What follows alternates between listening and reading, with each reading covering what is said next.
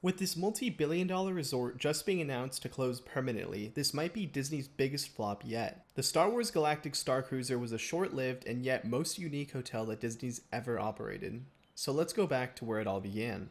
In 2017, Disney was looking to add a new guest experience, unlike anything they've ever tried before. In April, Disney contracted out a survey to ask guests at Disney World about the potential idea of staying at a Star Wars themed resort. The survey glamorized the idea of a 2-night stay inside an all-inclusive hotel, with nightly entertainment, a pool, a lavish garden area, and robotic butlers. The cost? $900. Guests would be able to freely roam about the resort and live in a Star Wars universe, or have the choice of going to visiting Hollywood Studios and Walt Disney World with tickets included. Then, in D23 of the same year, the hotel was officially announced, almost confirming the survey's returned incredibly positive. It combines a luxury resort with an immersion in an authentic Star Wars environment. It will invite you to live your own dedicated multi-day adventure in a galaxy far, far away. In 2019 at D23, the hotel was once again spoken about, this time in depth. The new resort would don the name the Halcyon and be themed around being on a large spaceship, keying in on the idea that the resort would act like a cruise ship of sorts with only 100 rooms, and Disney World would be the excursion. Set to be located south of Hollywood Studios, guests would be able to walk directly from the resort into Galaxy's Edge in Hollywood Studios, using an exclusive entrance. Bob Chapek, the acting chairman of Disney Parks and Resorts, elaborated on how this would be the most experimental concept ever, and how the resort would be 100% immersive, marketing the hotel as a one-of-a-kind experience, rather than the typical cruise or resort. Some promises included that staff would wear unique costumes, donning as species in Star Wars, lightsaber training and interactive duels, secret missions, and droid acting as service and guidance. Guests would be able to assist in the day-to-day maintenance and operation of the ship, and concept art revealed that guests would be able to interact with shuttle pods, perhaps to be able to navigate to the park. The biggest problem? A single cabin was announced at $3,300 for the duration of the stay. With Galaxy's Edge just opening 5 days later, the real test was to see how much fans loved Star Wars. Galaxy's Edge opened in both parks to mixed but mostly positive reviews. Fans noticeably loved the active theming, the ambiance, and the decor. However, some critiqued that the land was just being themed around the sequels, and it just felt off and misplaced. The sequels didn't necessarily have the same level of admiration as the original trilogy, or even the prequels. Both Disney World and Disneyland saw massive crowds for their initial debuts, although attendance noticeably died down within the following weeks.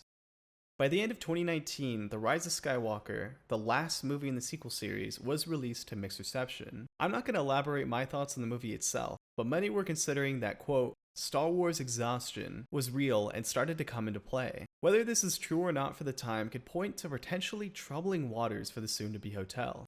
Construction had been underway for some time, and the pandemic had reportedly pushed the opening date to March of 2022. During the close of 2021, Disney started to release promo videos on YouTube and Twitter, attempting to drum up anticipation for the resort, which was scheduled to open the following year. These videos officially announced pricing, a whopping $4,800 for 2 guests or $6,000 for 4 guests for the duration of the stay. Coupled with less than luxurious looking rooms, or cabins, many fans were not too thrilled about this new insight into the hotel, and soon nearly all of the comments on each video was riddled with jokes, disgust, and regret. Less than 2 weeks later, the mouse removed each video from each platform and declined to comment to any media. The disconnect between Disney and the fans started to shine so much that TikTok and Twitter started trending with memes and jokes about the massive fumble.